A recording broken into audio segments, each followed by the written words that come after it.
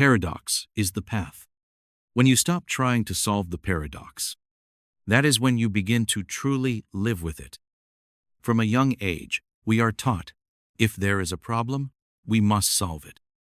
If there is a contradiction, we must pick a side. If there is a question, there must be a clear answer somewhere.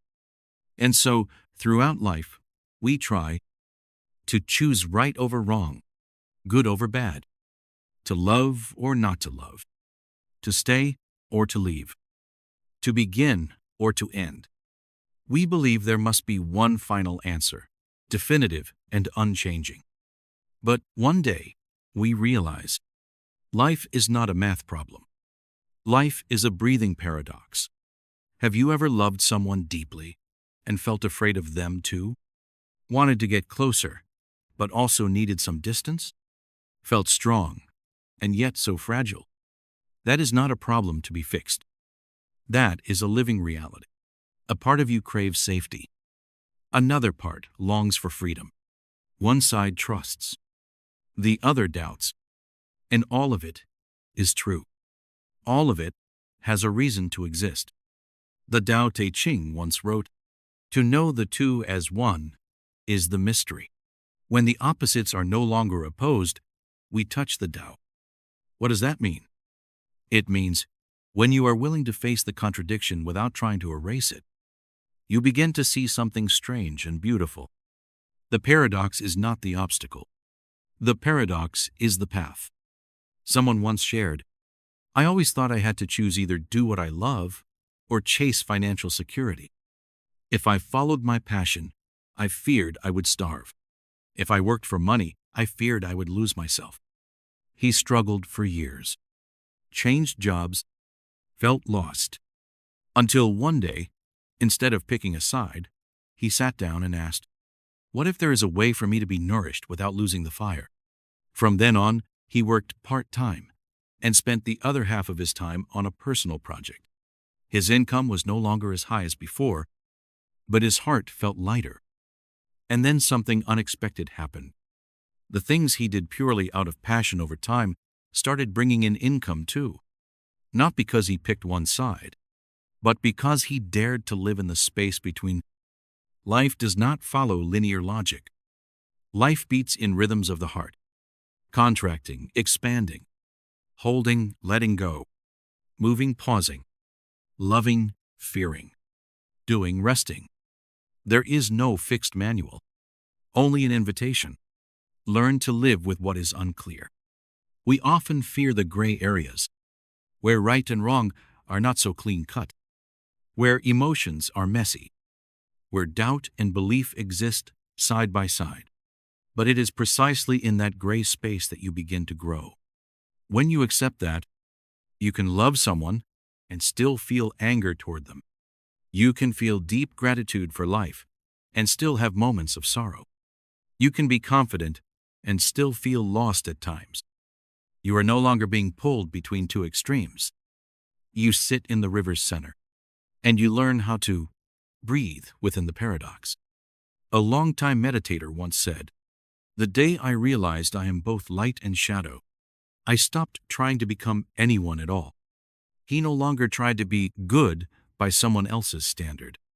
He no longer felt ashamed of moments of envy or exhaustion.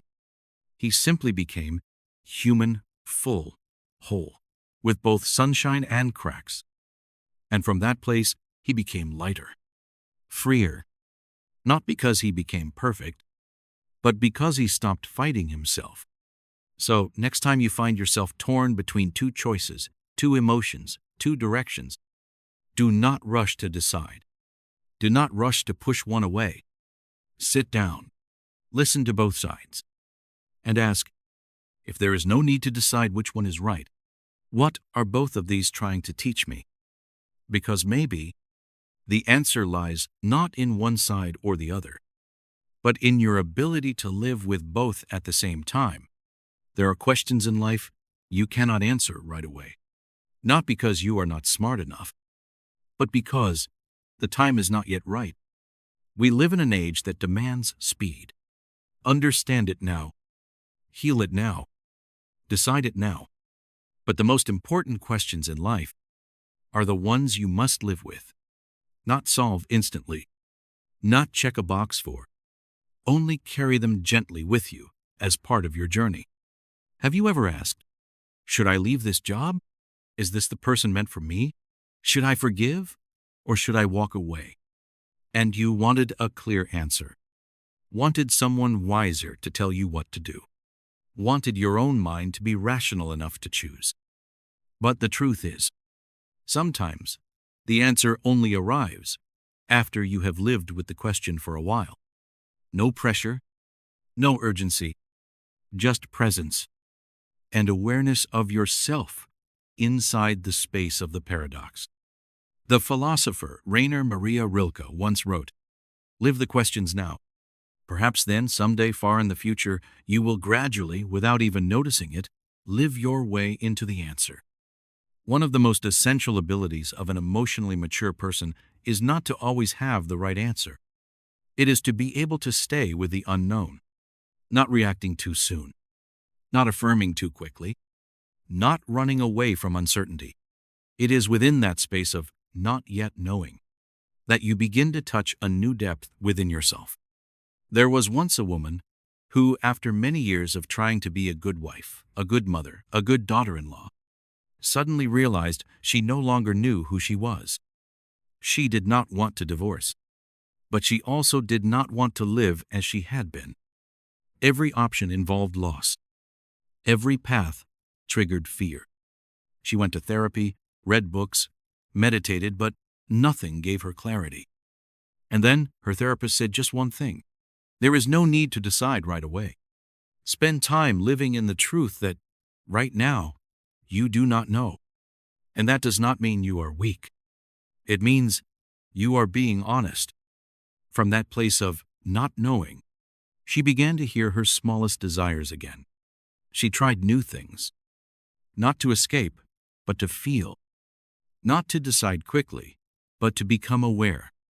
And a few months later, the answer came not through logic, but through a quiet clarity from within.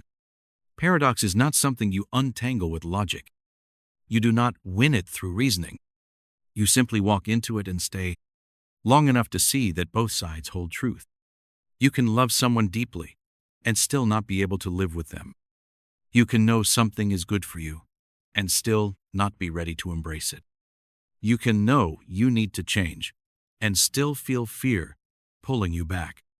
None of these are wrong. They're two poles of a deeper process. And you are the one holding space for both to coexist.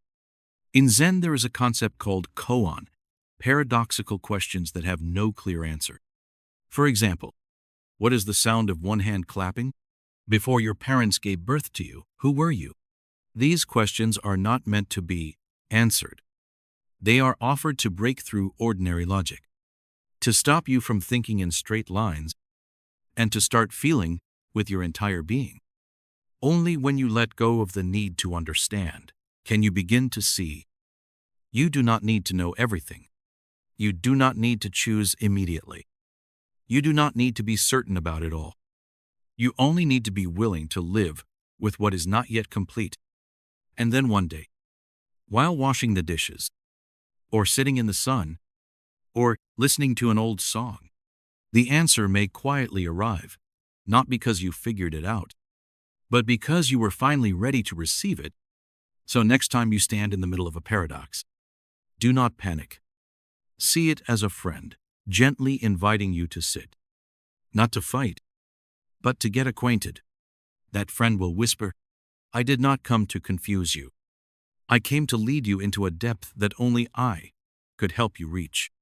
You see the world not as it is, but as you are. It is not the world that makes you suffer. It is the way you see it that keeps you from finding peace. Imagine two people walking down the same street. The first sees tense faces, blaring horns, and a gloomy sky. The second sees eyes quietly searching for one another, an elderly woman selling sticky rice with a gentle smile, and clouds drifting slowly above. Same street, same moment, but two completely different worlds. Why? Because You do not see the world as it is. You see the world as you are. If you are holding anxiety in your heart, you will see danger everywhere. If you are filled with anger, every word will sound like an attack. If you believe you are not worthy, even compliments will seem suspicious. If you carry old wounds, even love will feel like a trap. The world outside is a mirror. It does not reflect an absolute reality. It reflects your inner world at the exact moment you are living it. The French philosopher Blaise Pascal once wrote, "We do not see objects themselves, but ourselves reflected in them." This means your emotions are not just feelings, they are colored lenses through which you perceive everything. Someone who grew up with scarcity, even after becoming wealthy, may still see not enough. Someone who has been betrayed, even in a truly loving relationship, may constantly fear abandonment. Someone who was called stupid as a child will carry that shame into every meeting, every public speech. Wounds that have not healed will keep coloring your present. And then you will believe life is harsh. But maybe you are simply wearing a pair of glasses that have become too foggy. One day, you wake up and feel drained. You walk outside, and it seems like no one cares. You think, no one in this world cares about each other anymore. But that day, you do not notice the worried eyes of the coffee vendor when he sees you looking pale. You miss the message checking in on you because you are scrolling too quickly. You do not hear your mother's gentle voice on the phone because your mind is overwhelmed. The world has not changed. You have changed, and the world has shifted color with you. Carl Jung called this projection. We do not see others as they truly are. We project our feelings, memories, and beliefs onto them. You do not hate someone because they are truly awful. You hate them because they touch something inside you that you do not yet understand. You do not love someone only because they are amazing. You love them because they reflect a part of who you once were or deeply long to be. And if you do not realize this, you will keep reacting to the world, when in truth, you are only reacting to yourself. Someone once said, "I used to think everyone was criticizing me, but after some time in therapy, I realized the person criticizing me the most was me." You see, if deep down you carry a voice that whispers, "I am not good enough," then, even if the whole world applauds you, you will only hear one thing. They are pretending. I will be exposed soon. And that is why, instead of trying to change the world, sometimes all you need is to sit down and wipe the lenses of your mind. You do not need to be falsely positive. You do not need to paint everything in bright colors. You only need to remember, every emotion you carry is a color on your palette, and you are the one holding the brush. The world may be painted in black, white, or color, but you can learn to shift the way you see, not to escape reality, but to remember you always have the power to choose again. There is something magical about this. When you change on the inside, the world changes even if nothing outside actually does. It is not that people suddenly become kinder. It is not that life gets easier. It is simply that you are seeing through new eyes, with a new heart, from a self that no longer judges everything the same way. Do you remember the last time you were angry at someone? Maybe they said something that hurt you, or they acted in a way that disappointed you. You felt offended, rejected, disrespected. But if you pause and ask, where is this emotion coming from? You might realize you are not only angry at what they said, but because it reminded you of being abandoned before. You are not only hurt by their actions, but because you were once made to feel not good enough. You are not only upset that they broke a promise, but because you were not taken seriously as a child. The present emotion is a wave, but the real cause lies deep beneath the surface. So healing does not begin by changing others. It begins by being willing to look into the places inside you that remain unclear. Someone who felt compared all throughout childhood as an adult will always feel triggered when others are praised. Not because they are jealous, but because an old voice rises again. See, someone else is always better than you. You do not live with other people. You live with the echoes of how they made you feel. And in relationships, this plays out every single day. You may think your partner is changing, but maybe you are becoming more suspicious after an old betrayal. You think your child is not listening, but maybe you are repeating the same mold that was once forced upon you. You think your boss does not trust you, but maybe you never really trusted your own worth. The world mirrors the beliefs you carry. And beliefs are not permanent. They were formed and they can be re-examined. So when the world feels too heavy, pause, ask yourself, what color are the glasses I am wearing today? Not to blame yourself, but to become the one in control. Wipe the lenses, choose a new frame of view, and offer yourself gentleness instead of judgment. Maybe today you feel that life is dull, not because life lacks color, but because the light inside you has dimmed for too long. And if you can light even the smallest flame, just one, you will see everything around you reflect a little sparkle, a little warmth, a little life.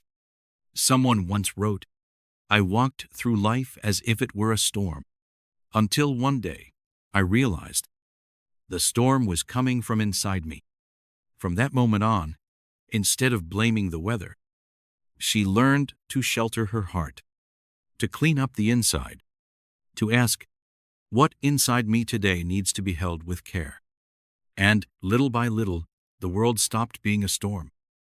It became a lesson, a journey, a mirror. You may not be able to control the world, but you can control how you see. And once you see differently, you react differently. You choose differently. You live differently. And the world, like a gentle echo, starts responding to you in the same way you are treating yourself. So next time life feels too heavy, instead of asking, "Why is everyone like this?" try asking, "What is happening inside me right now?" Because maybe what you truly need is not a different world, but a clearer view from the place you have long forgotten to look. The way is not upward, but inward. You do not need to climb a mountain to find yourself. You just need to be still enough to look within. All our lives, we are taught to move upward, to rise to a higher position, to reach a better income, to become a more successful version of ourselves. Every achievement is a step on a ladder. Every goal is a climb toward the sky. And so, you keep climbing, climbing without rest, climbing through sleepless nights, quiet mornings without laughter, rushed hugs, until one day, you find yourself standing high up somewhere, and you no longer know where you are. There is no one beside you. You can no longer hear your own heartbeat. Only cold wind, and a question, "I have come so far, but when did I lose sight of myself?" We live in an age obsessed with more. More followers, more speed, more skills, better photos, bigger achievements. But no one teaches us how to turn back, how to sit still, how to listen to that vague feeling in your chest each morning when you wake up, how to ask yourself, am I really living what I believe, or just climbing a ladder someone else built for me? There was a woman, 35 years old, who seemed to have everything: a home, a car, a stable career, a life most people would admire. But one rainy afternoon, as she sat in her car, she broke down and cried, not because of any particular event, but because she realized, I have never stopped to ask, what do I truly want?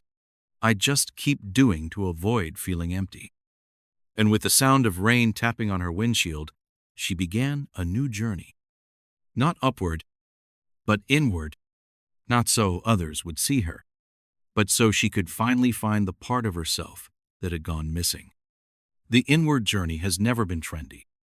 There are no trophies, no likes, no cheering crowds. But it is a path every awakened soul must eventually walk.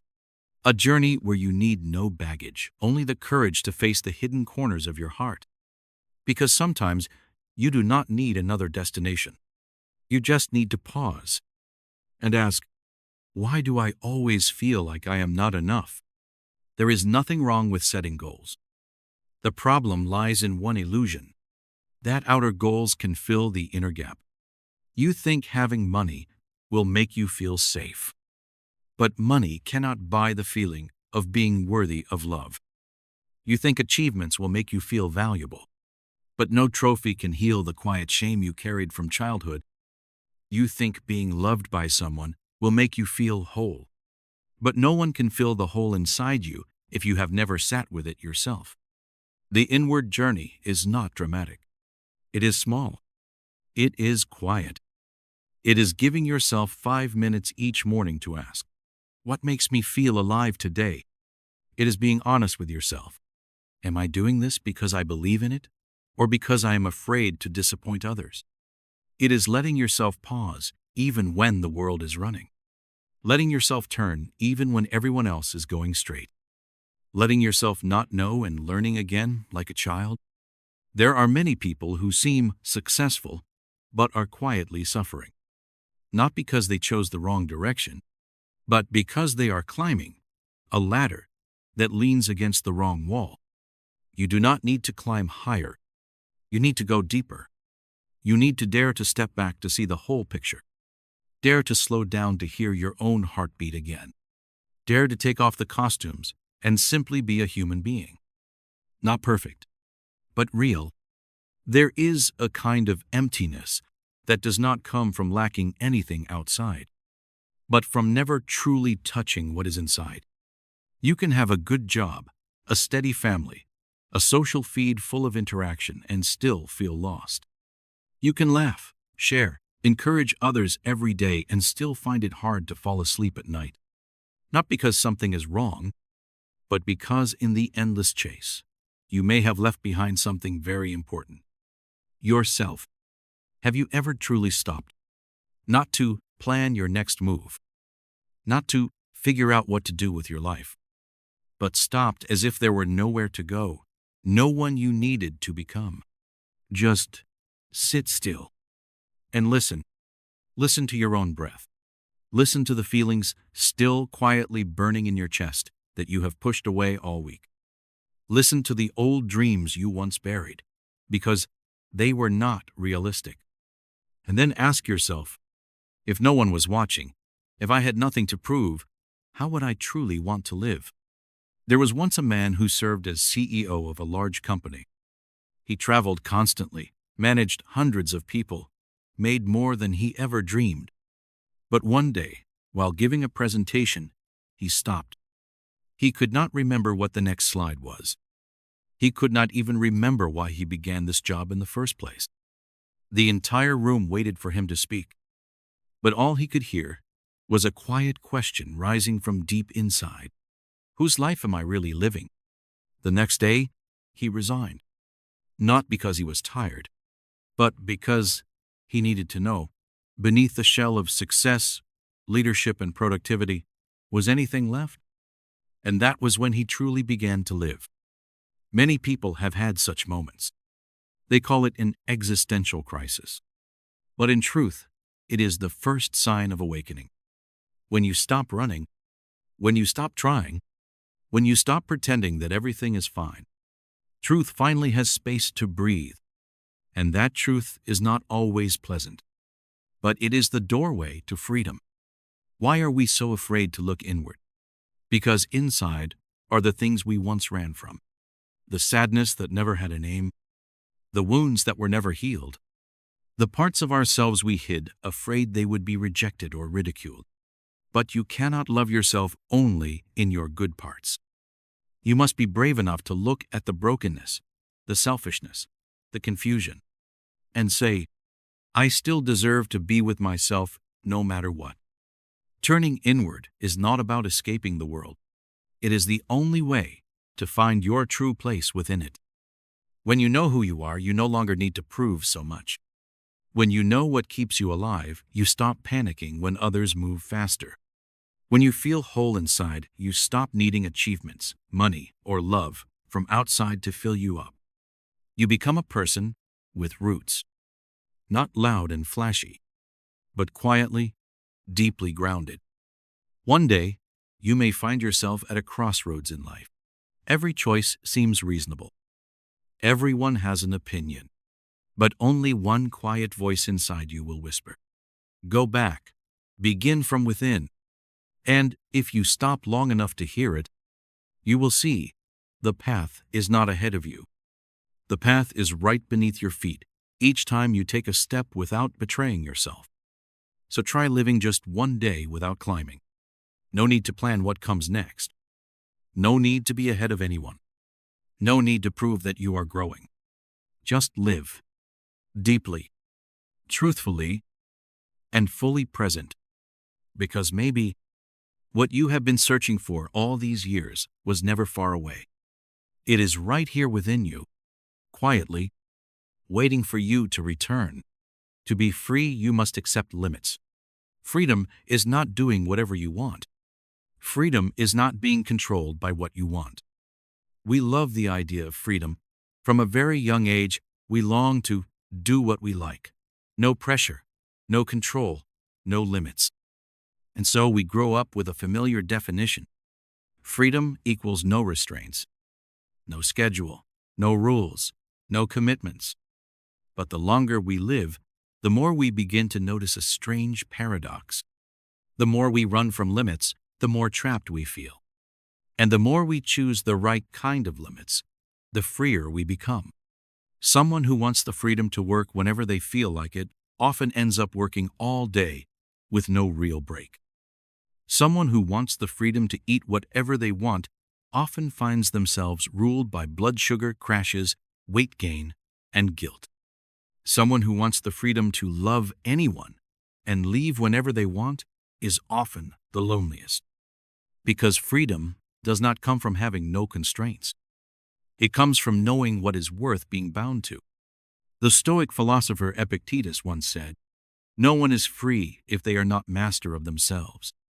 You can do what you like, but if you cannot master your cravings, you are a slave to yourself. You can say whatever you want, but if you do not know when to be quiet, you are lost in noise. Freedom is not doing what I want. Freedom is knowing what I am doing and why. There was once a man who lived by the idea of absolute freedom. No work schedule, no plan, no obligations. He believed, "I am an artist. I need open space to create." But as the years went on, his unfinished projects piled up. His ideas lost their fire. He began to realize, freedom alone does not create inspiration. Freedom without form turns into chaos. Eventually, he started a simple practice, waking at the same hour every morning, meditating for 10 minutes, working for 3 hours, without distraction. 1 year later, he completed his first full work after years of delay. He said, "I found freedom within structure, because only when I set limits for myself did I truly have space to grow." Limits, by their nature, are not cages. Limits are structures. And every structure, when chosen consciously, becomes the foundation from which freedom can rise. Just like music needs rhythm and notes. Just like poetry needs meter and form. Just like a road needs railings so we do not fall off the edge. Freedom without boundaries is not freedom at all. It is disorder. There is a paradox many people do not notice. Discipline is a higher form of freedom. The person who wakes up early is not being forced. They know morning is their clearest time of mind. The person who says no to an invitation is not cold. They are keeping a promise to themselves. The person who turns away from instant pleasure is not without desire. They are guided by a deeper value. The more clearly you know your principles, the less you are pulled by temptation. The more you know what you truly want, the less you are manipulated by cheap distractions. And the more you define your limits, the less others can define them for you. Look at a professional athlete. They train every day, Eat on schedule. Say no to late-night parties and short-term indulgences. They seem restricted, but in truth, they are the freest. They get to do what they love at a level that is deep, graceful, and sustainable. Because they chose their limits instead of letting the world choose them. So ask yourself, what limits in your life were placed by others? Which ones have you chosen to protect what really matters? And have you ever considered that having no boundaries might be the very thing that is making you feel lost? Freedom is not found by removing every obstacle. Freedom is found by clearly knowing what is worth saying no to. There is something we are rarely taught. Not everything you want is worth chasing. And just because you can does not mean you should. Today's world is overflowing with options. You can learn any skill with a few clicks. You can start a new job, a new relationship, a new journey instantly. But the ability to choose does not come with the wisdom to choose well. And that is where limits become precious. Limits are the courage to say no to what is easy, so you can stay true to what is deep. Limits are the fences that protect the seeds you are trying to grow long term.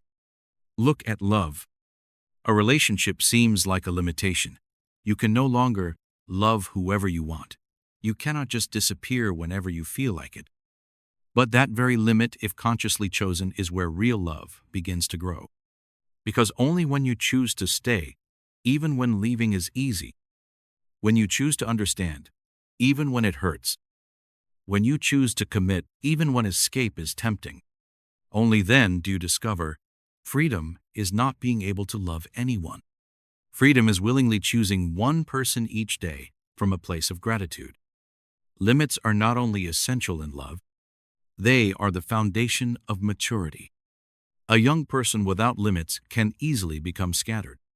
Every goal looks shiny. Every opportunity feels urgent. But the more directions you move in, the less distance you cover in any of them. Like someone who waters 100 trees with one drop each, instead of choosing one tree and nourishing it every day. Real freedom comes from clarity. And clarity only happens when you know what you are not choosing. Eastern philosophy understands this deeply. A Japanese potter may spend their entire life shaping only one kind of vase. Each piece is a world unto itself, a meditation, a never-ending journey of discovery. They limit themselves not because they cannot do more, but because they have chosen a deep path over 1,000 shallow ones. In the same way, a true seeker does not study everything. They study one thing and study it until there is no one left to ask, only themselves, to turn inward to. You can be anyone, but you cannot be everyone at once. You can do many things, but you cannot do everything and do it well. Every yes you say is a no to something else. If you do not choose, life will choose for you, and you will wake up in a room full of busyness, but completely empty. In today's world, the absence of limits has become a sickness. We eat not based on hunger, but based on advertising. We sleep not when our body asks, but according to the calendar. We love not from the heart, but based on social media standards. And so we feel free, but we are exhausted. Limits are not cages. Limits are the edge of the flower giving it shape. Limits are the baking mold giving it flavor. Limits are the quiet question, what is enough for me? And the courage to stop before too much. Ask yourself, where is my time flowing each day? What am I chasing because I truly want it? And what am I chasing just because I fear being left behind? Have I ever felt relieved after saying no? If I could only keep 3 things, what would I keep? The answer to freedom is not found in having more choices. It is found in knowing exactly what you are choosing and why. Limits do not shrink you. Limits define you. So when someone looks at you, they do not see a soul lost in a swirl of noise. They see a person, clear, grounded, and free enough not to be swept away by the illusion of freedom itself. Those who talk do not know. Those who know do not talk. The deepest truths do not need words to exist. In an age where everyone has a microphone, a social media channel, a way to broadcast their opinions, silence has become a rare thing. Everyone is speaking. Everyone is explaining. Everyone is trying to clarify the issue. We are living in a world of endless debates, where every voice believes it is right and listening often just means waiting for your turn to respond. But if you pay attention, the one who truly understands something rarely speaks much about it. And the one who speaks a lot is often just trying to convince themselves. Lao Tzu, in chapter 56 of the Tao Te Ching, once wrote, "Those who know do not talk. Those who talk do not know." This is not mockery. It is a profound paradox about knowledge. There are things that, when you truly see them, you realize words are no longer enough. Every word you speak becomes a narrowing. Every explanation is a curtain between you and the truth. You can describe the sweetness of an apple, but only when you bite into it do you really know. You can talk about peace, about enlightenment, about unconditional love, but only when you touch them do you fall silent. There was once a practitioner who had spent many years meditating in solitude. One day, he returned to the world. People gathered around to ask him everything, about the self, about ego, about the nature of suffering. He simply smiled and said nothing. They were upset. They were disappointed. They said, "If you truly understand, why will you not share it?" The practitioner replied, "When I did not yet know, I had 100 things I wanted to say. Now that I see, I just want to sit with you, in silence, and know that we are alive." In Eastern culture, silence is a language. A glance, a nod, a pause before answering, a response offered through a smile. It is not avoidance. It is a deeper form of presence. In the West, people often say, "Silence is awkward." But in the East, they understand. Silence is sacred, because in silence, you are no longer trying to be right. You are simply present. And this is also true in love. You do not need to say, "I love you" every day if your embrace is honest. You do not need to explain, "I did not mean to hurt you" if you have the courage to listen to their pain. The most sincere apology is often a pause. The deepest understanding is often a look. And the strongest connection always appears before any words do. The mind speaks in language, but the heart speaks in stillness. When you truly listen to someone, you do not need advice. When you truly understand something, you do not need to pound the table and declare it. And when you are truly at peace with yourself, you no longer need to tell the world. You just sit quietly with a loving presence. But we are afraid of silence. Silence makes us feel empty. Silence makes us feel like we are losing control of the conversation. Silence leaves us without weapons to protect the ego. And so we speak. We speak to fill the space. We speak to prove we matter. We speak so we are not misunderstood. But the more we talk, the more lost we feel. Because what we truly want is to be seen without needing to explain. So maybe it is time to ask yourself, am I speaking to connect or to control? Am I silent out of understanding or out of fear? And do I have the courage to sit with someone doing nothing at all? Because sometimes the most powerful thing you can do for someone is to sit beside them without trying to fix, without giving advice, without needing to understand. Just be there, with them, real. Have you ever been in a debate where everyone was speaking, but no one was really listening? People bring up arguments, offer rebuttals, repeat their points like old recordings. No one notices the tiredness in the other's eyes. No one hears the small pause between sentences where the real emotion often hides. No one dares to be silent long enough to realize the truth might not live in words at all. Truth, if it must be defended by too many words, often is no longer truth. Belief, if it must be shouted to be believed, is no longer grounded. And someone who truly understands no longer needs to prove anything to the world.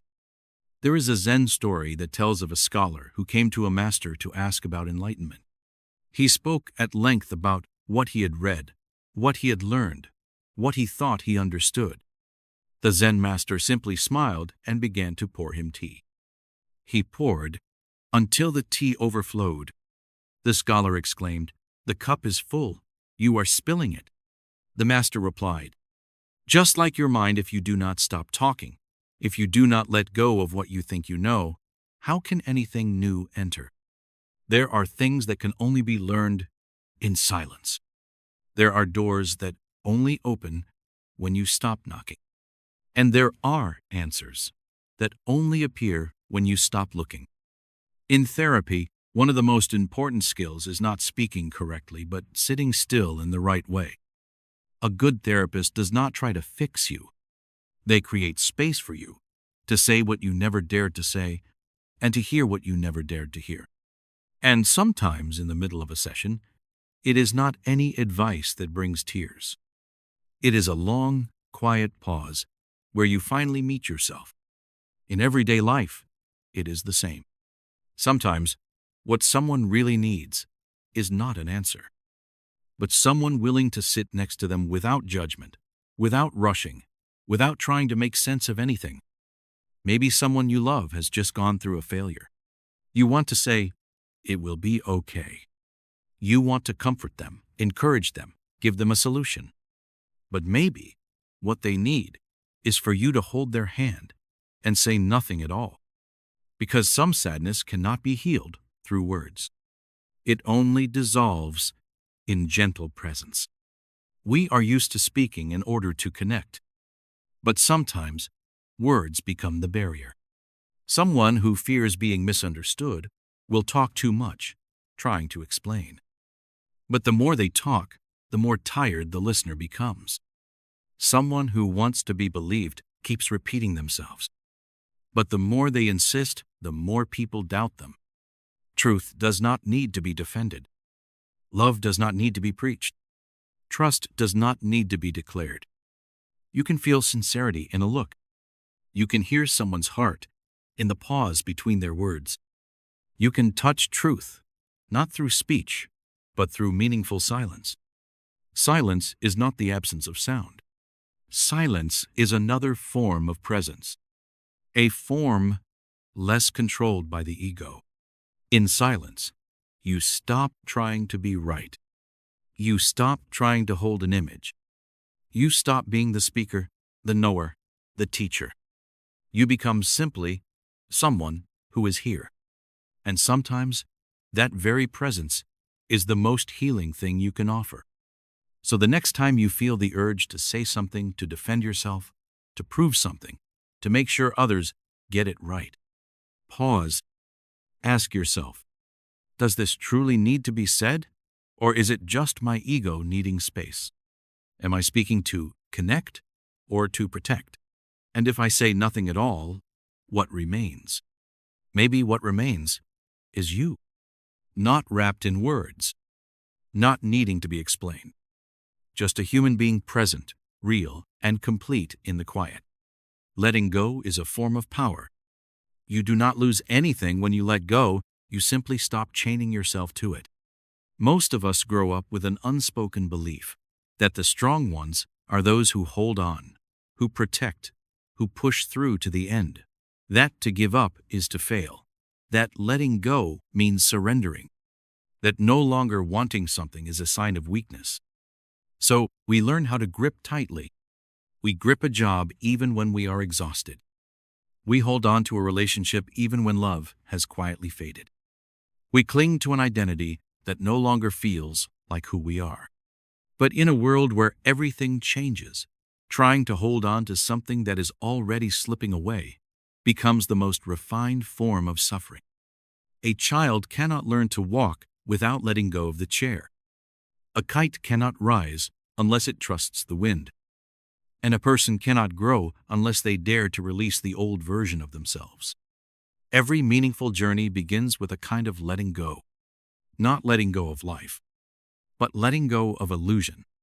Marcus Aurelius, the Roman emperor and philosopher, once wrote, "Letting go is not loss, but a return to nature, and nature never takes anything away without giving something deeper in return." He wrote those words while the empire trembled. A plague swept through cities, and people he loved passed away, one by one. Still, he ruled, he loved, he lived fully. But he did not cling. He understood everything passes. And in that passing, there is a quiet beauty, like a leaf that falls, not because it is weak, but because it has completed its purpose. There was a woman who, after more than 10 years in a cold and distant marriage, finally chose to walk away. People asked her, "Why not try a little longer?"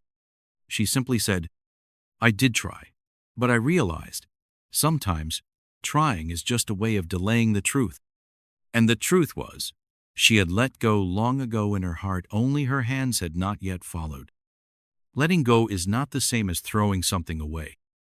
Letting go is admitting, "This no longer nourishes me." It is an act of respect for yourself and for what you are holding. So why do we fear letting go? Because we are not only holding on to things, jobs, people, places, we are holding on to the meanings we have attached to them. We believe that if we lose this job, it means we have failed. If we lose this person, it means we will be alone forever. If we change ourselves, it means we will no longer be loved. We are not holding the thing. We are holding our fear of losing it.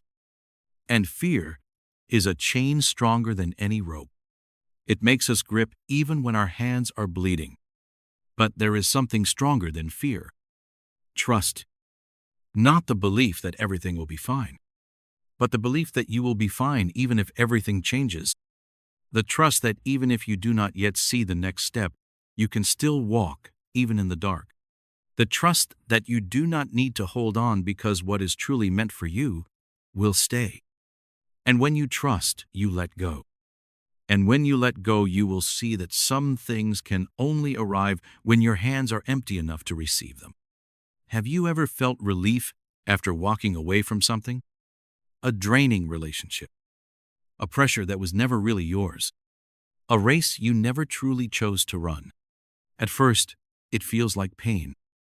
But then, it feels like air. Like the first time you could finally breathe deeply again. Like realizing you no longer need to pretend to be the strong one, the one who knows, the one with clear goals. You only need to be true. And sometimes, being true begins with saying, "I do not want to hold this anymore," not because I am giving up, but because I can finally see this no longer needs me, and I no longer need it. Like water does not cling to a rock. Like wind does not try to hold on to a bird. Nature works through flow. Only humans burdened by fear try to freeze everything in place. But life does not freeze. And true strength does not come from resistance. It comes from the ability to move without losing yourself. There is a kind of exhaustion that does not come from doing too much, but from holding on too long. Holding on to an image of yourself that no longer feels true. Holding on to a relationship in which you no longer feel like yourself. Holding on to an old dream just because someone once believed in it. Holding on to an old sorrow, as if letting go would betray the memory. And so you keep holding. Holding behind a strained smile. Holding behind the daily, "I am fine." Holding behind the appearance of strength just so no one asks. But what you are holding is also holding you. It is keeping you from breathing, from changing, from stepping into something new. There was once a man who had been betrayed in a deep relationship. Ever since, he stopped believing in love. He carried that wound like proof. I cannot trust anyone again. He thought it was wisdom. But deep inside, it was a pain that had never been laid down. Only when he sat with it, alone, without distractions, not covering the silence with work, not rushing into someone new. Only when he admitted, "I was hurt so deeply, I felt like I had nothing left to lose," and allowed that pain to melt like ice beneath the sun, without force. Only then did he realize it was not the betrayal that had killed his spirit. It was the fear he had held on to ever since. He did not need to trust someone else first. He needed to learn how to trust himself again. And that began with letting go. We do not fear letting go. We fear the empty space that follows. Like when you clear out a room and suddenly the silence is too loud. You do not know what to put there. And the emptiness makes you want to rush back in and clutter it again. But if you can be patient with that emptiness without rushing to fill it, without labeling it lonely, lost, pointless, you might begin to hear something soft, a new desire, a quiet intuition, a voice from deep within. Now, what do I truly want? Letting go is clearing space, so something more true can enter. Many people come to therapy not because they do not know what they want, but because they are afraid to release what they already know no longer fits. Someone still carries anger toward their parents, even in old age, as if forgiving would erase the meaning of the past. Someone still clings to past achievements, afraid that without them, there would be nothing left to be proud of. Someone holds on to sadness, fearing that feeling joy again would mean forgetting the one they lost. But we forget. Letting go is not forgetting. Letting go is accepting that it was a part of your life and that you do not have to carry it on your back forever. The old saying goes, a clenched fist cannot receive. You can only welcome new love if you release the shadow of the old. You can only step into a different life if you let go of the dream that no longer matches you. You can only love yourself if you let go of the harsh voices from your past.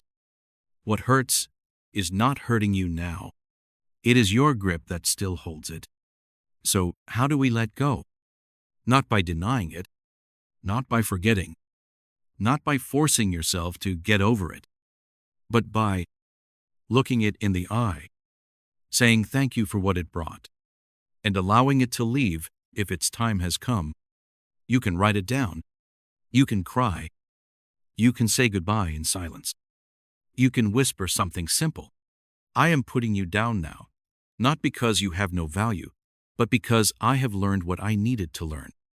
And then you stand up, carrying nothing, just yourself lighter, easier to breathe, no longer trying to be strong, just to prove something. Sometimes, what wears you down is not that you have lost too much, but that you have never allowed yourself to leave what has already been lost. You are still standing there, holding a door that has already closed, holding a song that has already ended, holding a version of yourself that no longer lives. And when you finally let go, you do not lose anything. You are simply coming back to yourself without the weight, without the grasping. You are simply here. Slow is fast. Those who move slowly often arrive first because they do not lose themselves along the way. Have you ever sprinted through a project, a relationship, or a personal growth journey, only to suddenly find yourself completely burned out? Have you ever tried to make the most of every moment in your day, multitasking, scheduling, chasing goals, only to reach the end of the day and feel like nothing really made you feel alive? That is the paradox of our time. The faster we go, the more life slips past, like a cold wind leaving no trace. But this is not a new insight. Thousands of years ago, the ancient sages already saw it. The more you rush to get somewhere, the more you lose touch with where you are. Lao Tzu wrote in the Tao Te Ching, "Those who hurry ahead will soon return." The way of nature does not force anything. Everything grows at its own pace. No spring arrives early because we are impatient. No rain falls before its time just because we want it to. No flower blooms faster simply because we expect it to be beautiful. Only human beings, in our worry and our craving, believe that everything must be faster, bigger, better. And so, we forget how to take a walk without checking our phones. We forget how to eat a meal without thinking about work. We forget how to listen to someone without waiting for our turn to speak. We forget how to live without trying to improve ourselves every second. There was once a young man studying traditional painting at an old art school. His teacher gave him a strange instruction. Each day, he was allowed to make only one stroke. No redoing, no rushing. Each line had to come from a single breath, from full presence. At first, he felt like he was wasting time. Others around him were drawing faster, learning more techniques. But 1 year later, at a gallery exhibition, his strokes had a depth that was hard to describe. Each line seemed to carry awareness, life, and truth. His teacher said, "The one who draws slowly is drawing with their whole being. The one who draws quickly is just repeating from memory." And life is the same way. The one who lives slowly lives from the heart of the present. The one who lives fast is usually just repeating old habits. In Buddhism, there is a practice called walking meditation. You do not sit still, you walk, but very slowly. So slowly that you can feel the soles of your feet touching the earth. You feel the breeze brushing against your skin. You feel each tiny movement of the body and even the smallest shifts in your thoughts. When you walk slowly, you stop thinking about where you are going. You are simply inside each step. And then, you arrive at a place deeper than any destination. A place where you are no longer lost from yourself. But society will tell you the opposite. Opportunities do not wait. Even fast may not be fast enough. You have to do more than others, or you will be left behind. And so you start running. Running to gain more skills. Running to build more connections. Running to avoid being left behind. Running to achieve more. Running until you forget to ask, what exactly am I running for? Maybe you say, I want to be successful. But are you sure the success you chase is truly what you long for, or is it just what you were told to want? Maybe you say, I want financial freedom. But does freedom really come from giving up every peaceful afternoon, every restful night, every slow, aimless conversation? Maybe you are paying with the most precious thing you have, your time, not as a machine, but as a human being. In Japanese culture, there is a concept called ma, the space, the pause, the silence between two actions, between two words, between two beats of life. Ma is not wasted time. It is where emotions can seep in. It is where beauty gets a chance to speak. It is the space where art, connection, and intuition are born. You cannot create in a frenzy. You cannot listen in constant noise. You cannot truly love if you are never present enough to feel. So try slowing down, not to fall behind, but to return.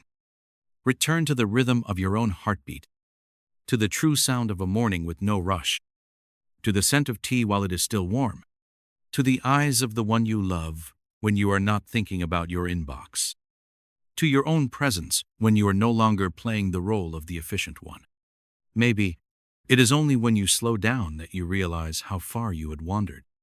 There is a paradox every great creator understands.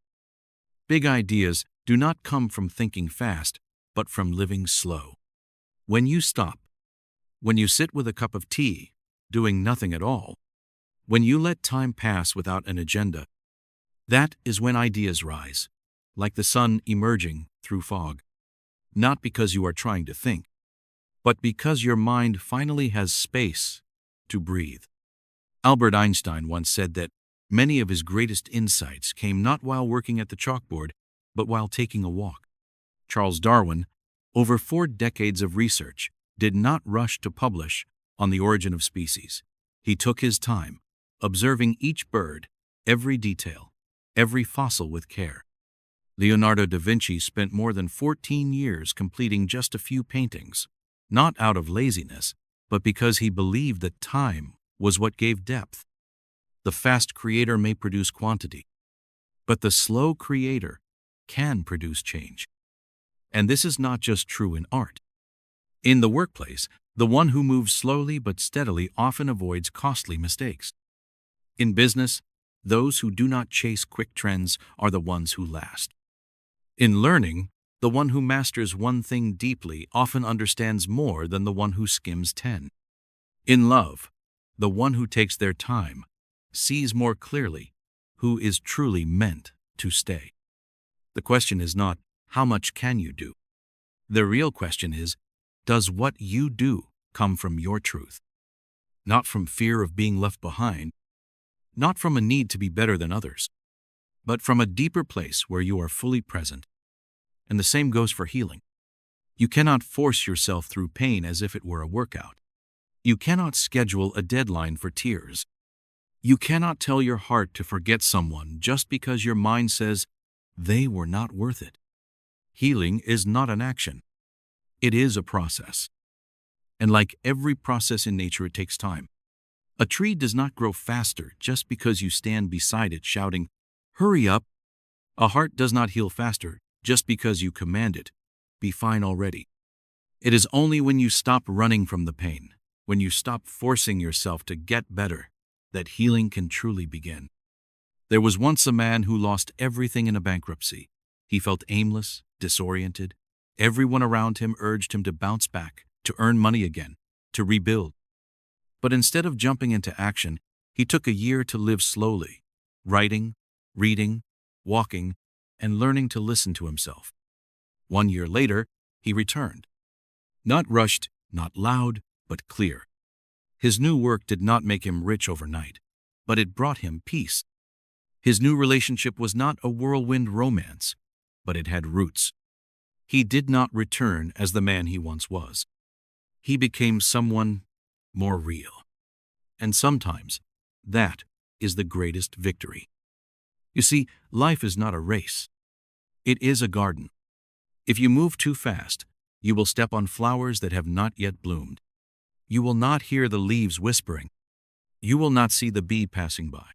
You will not feel the sunlight spilling across the grass. There are things in life you can only see when you go slow. A friend who is sad but has not said a word. A feeling in your heart that has been there for a long time, but you have ignored it. A small joy in someone's eyes, in the sound of a cat, in the smell of freshly cooked rice. So go slowly, not because you are weak, but because you are wise. Not because you are lazy, but because you understand the things that truly matter take time.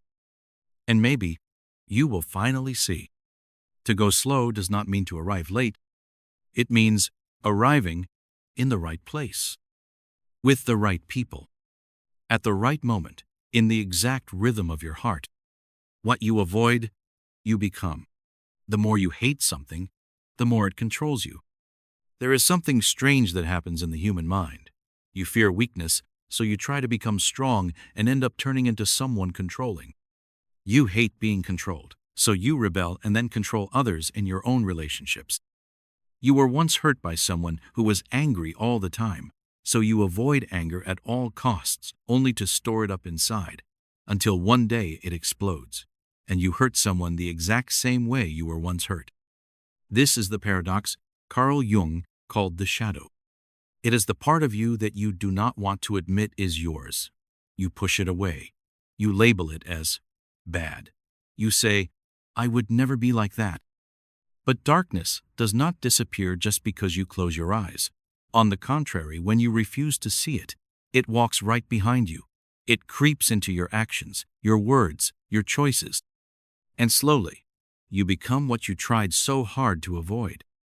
There was a girl who used to be the good child. She always tried to please her parents, always held back to keep the peace. She was afraid of being called selfish or difficult, and as she grew up, she became gentle, patient, always kind, but not happy. She often felt taken advantage of. She quietly resented others. She smiled when someone hurt her and cried in silence afterward. One day, she lashed out at her partner with words as sharp as the ones she had heard her parents say to each other in anger, words she once swore she would never speak. She did not know it was the shadow of her own repressed anger that had been driving her from within. And this does not just happen to her, it happens to all of us. In ancient Taoist philosophy, There is a symbol for this paradox. Yin and yang, light and dark, are not separated, but intertwined. In the white part, there is always a black dot. In the black part, there's always a white one. What you call good always contains the seed of something unripe. What you call bad also carries the seed of a truth that needs to be understood. And when you choose to suppress, deny, or avoid the dark parts of yourself, you do not erase them. You only make them act in secret. That is why people who preach morality can sometimes live double lives. Those who claim to be gentle can explode in violence. Those who say they are fighting evil can unintentionally become cruel themselves. Not because they are bad people, but because they never learned to look into their own darkness, so it ended up controlling them from behind. The real question is not, do I have a dark side? The question is, do I have the courage to face it? When you feel jealousy, instead of saying, I am not jealous, try pausing and observing. When you feel anger, instead of repressing it or exploding, ask, what fear is hiding behind this anger? When you judge someone, ask yourself, what is it about them that bothers me so much? Is there something in me that is similar? It is not a pleasant journey, but it is a necessary one. Jung once said, you cannot shine without facing your darkness. And the interesting thing is, when you do face it, it stops being so scary. You will see that the anger you feared might actually be a voice protecting your boundaries. That the jealousy you were ashamed of might be a reminder of dreams you have forgotten. That the weakness you buried might be the very door that leads you to compassion. When you accept that you are not perfect, that is when you truly begin to grow. When you stop trying to play the role of the good person, that is when you finally become real. And when you embrace your shadow, it no longer controls you. What have you feared so much that you always tried to avoid it? Maybe it is failure. Maybe it is loneliness. Maybe it is a part of your personality that others once judged. And maybe if you could sit with it just once, without resistance, without running, you would see that the thing you have avoided all this time is actually the doorway into wholeness. Because the truly strong person is not the one who is all light. It is the one who knows how to walk into the dark and bring it home to the heart as an essential part of who they are. Have you ever caught yourself yelling at a child with the same tone you once feared as a kid? Have you, someone terrified of being abandoned, ever found yourself pulling away coldly when your relationship got too close? Or maybe you, someone who always said you would never chase money like your parents did, suddenly realize you are trading away your time, your health, even the things you love just to feel something called security? We do not become our true selves. We become reflections of what we tried to escape. A person who was once mocked as a child may grow up overly defensive. They hate feeling powerless, so they learn to attack first. On the outside, they seem confident. But on the inside, they are still the frightened child who just never wants to be hurt again. Someone raised by overly controlling parents may swear to live freely, without interference, but haunted by the fear of control, they end up trying to control themselves, their partners, even their children. Their independence is not born from inner freedom, but from a fear of repeating the past. A person raised in poverty might work themselves to exhaustion trying to escape it, but when they finally earn money, they cannot stop. Because they were not chasing a dream, they were trying to outrun a fear, I must never be poor again. And so, in trying to flee the past, we end up running straight into its shadow. This is not your fault. It is the mind's way of trying to protect you. The mind was made to defend you, not to set you free. It remembers what hurt and labels it never again. But instead of understanding that wound, it builds a shell around it, often in the opposite extreme. If you were abandoned, you may cling too tightly. If you were betrayed, you may try to control too much. If you were mocked, you may chase perfection too hard. But all of those too much behaviors end up turning you into someone you are not. Eastern philosophy calls this the dance of opposites, the cycle of two extremes that seem to oppose each other. but are really just two sides of the same coin. You cannot defeat the darkness by running away from it. You can only transform it by turning around, facing it, and calling it by its true name. Imagine this. You were hurt by a mother who was too strict. You are afraid of becoming like her. So now, you become too soft. You avoid setting limits. You are afraid to say no. But in your fear of hurting your child, you accidentally keep them from learning responsibility. You keep them from understanding boundaries. You did not become your mother, but you also did not become the parent you hoped to be. You are just reacting. And in reaction, there is no freedom. So where does real freedom live? It lives in the courage to step into the place you have always avoided. It lives in the willingness to sit with your old fear and not let it drive you. It lives in being able to say, there is a part of me that is afraid, that is selfish, that is weak. And then to say, I am not those parts, but I will care for them. The brave person is not the one without a shadow. It is the one who dares to shine light into it. Jung once said, wholeness does not come from perfection, but from embracing both light and shadow. That is what real wholeness looks like. Not being a good person, but being a real one. Someone who knows they can feel jealous and still choose to love. Someone who knows they can get angry and still choose not to hurt. Someone who knows they can be wrong and still choose to keep learning. You do not need to deny your shadow. You only need to step forward and ask, what are you trying to protect me from? And then you will see, even darkness has a heart. It is only trying to keep you safe in the oldest, clumsiest way it knows how. So the final question is, how many times have you become the very thing you once feared? And if you recognize that, then maybe you are ready to step through to the other side, where you are no longer the victim of your past, but the one who rewrites your story with awareness, not rejecting the dark, not being consumed by it, just living with it as part of the complete picture. Because only when you dare to look at what you once avoided do you begin to see all that you can become. You own nothing, not even yourself. If you truly owned yourself, then why can you not stop your thoughts right now?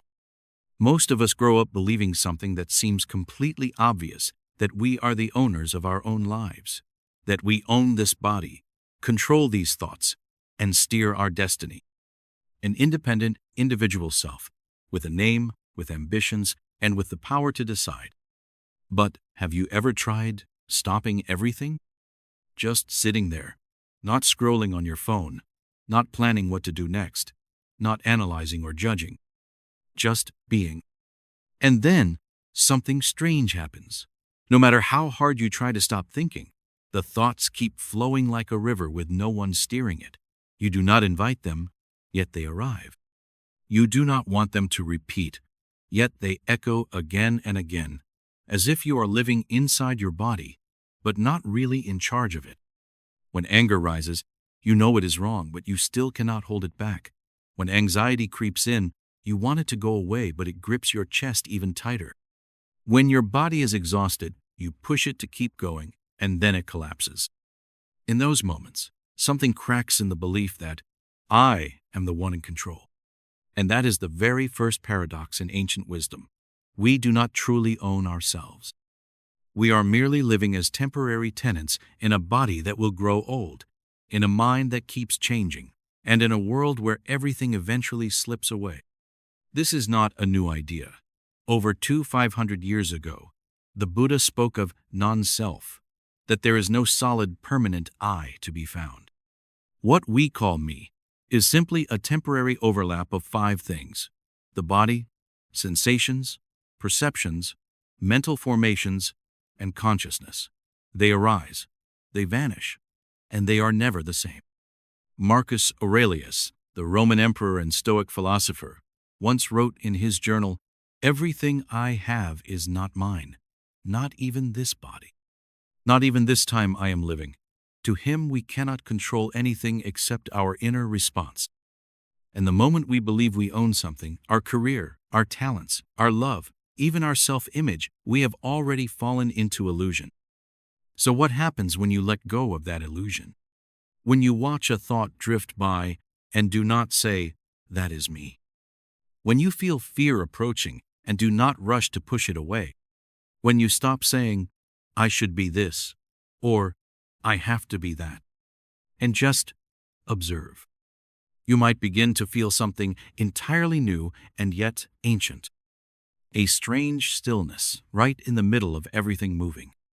A freedom that does not come from power, but from not needing to cling. A presence that does not require an identity to exist. You see, it is the constant need to be in control that makes us feel powerless. Because when emotions do not obey, we feel weak. When life does not go our way, we feel like failures. When others do not approve, we feel worthless.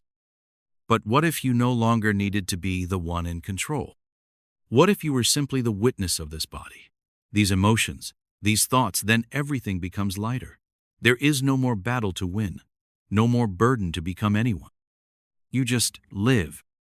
And you live not as the owner, but as the one borrowing this miracle to feel, to breathe, to see the morning light flickering on a leaf, on a nameless day. In the modern world, this sounds odd. We are taught to assert ourselves, build an image, manage emotions, plan for the long run. We are told that if we do not hold tight, we will lose everything. But maybe it is only when you stop holding on that things truly stay. People love you, not because you control them. Joy does not come from forcing yourself to stay positive. Stillness does not come from effort, but from release. When you accept that, you own nothing. You control nothing. Then you might finally open your heart to receive everything. And maybe, in that moment, you begin to truly live. Think back to the last time you were deeply hurt. Maybe it was a harsh criticism, an indifferent look, an opportunity taken by someone else. A relationship that slipped away beyond your control. Why did it hurt so much? Not just because you lost something, but because it struck at your sense of who you are. You did not just lose a partner, it felt like you lost your self-worth. You were not just rejected, it felt like your entire being was denied. It is in these moments that the solid self you thought you were begins to crack. The idea of non-self does not deny your existence. It simply reveals one thing. The you have been protecting all this time is fragile. You say, "I am a strong person," but then you feel weak. You say, "I am a good person," but then you end up hurting someone. You say, "I am logical," but then you make choices based on emotion. And every time that happens, you panic, because the image you built of yourself starts to shake. We do not just live. We are constantly trying to uphold a story about ourselves. A main character who is admirable, a clear personality, a solid value system, a defined purpose. We spend our lives guarding that frame. But frames are rigid, and life is not. So we struggle, not because life is hard, but because we refuse to let ourselves change. There is a saying in Zen, "When I am nobody, I can be anybody." It is not just a philosophy. It is a release. Imagine this. If you stopped labeling yourself as successful, then you would not fear failure. If you no longer forced yourself to be strong, you would not feel ashamed when you cry. If you let go of the need to always be right, it would be easier to learn something new. And if you owned nothing, then there would be nothing to lose. In that emptiness, you become fluid. You can love without needing to possess. You can act without needing to prove. You can live without needing to be someone. There was a man who, after years of building his career, finally became a company director. He believed it was his life's goal. But just months in, he felt lonely, stressed, and distant from everything that once made him feel alive. He visited a Zen teacher and said, "I feel like I have lost myself." The teacher smiled. "No, you only lost what you thought was yourself, and that is a good thing.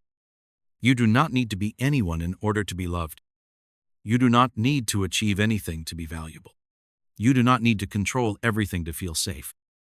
Your presence, without any fixed form, is already enough. Like a flower that never asks, 'Am I blooming correctly?' It just blooms. Then withers. Then blooms again, somewhere else, in a different form. And so does life. So if you do not own yourself, then who is living this life? The answer may not be found in words, but in silence. The silence between two thoughts. The silence when you stop trying to become someone. The silence when you pause and simply breathe. That might be where you truly find yourself. Not the self you created, but the one who silently and gently witnesses all of it. And maybe that witness is who you truly are.